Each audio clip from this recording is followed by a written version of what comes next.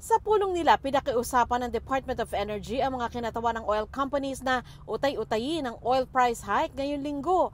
Dapat ay papalo ito 5 pesos higit pa para sa litro ng diesel at mahigit 3 piso sa litro ng gasolina.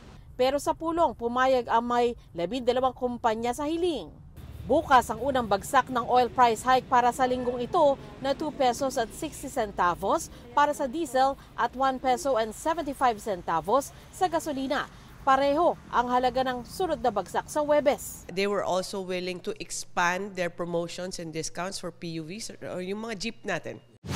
Tugon ng mga transport groups sa ipatutupad na staggered oil price hike.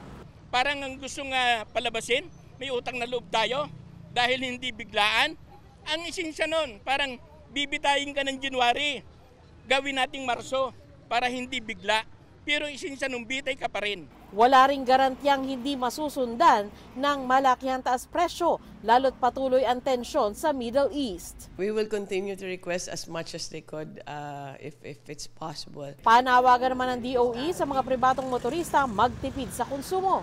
Hinihikayat din ang mga may kaya na gumamit ng electric vehicles.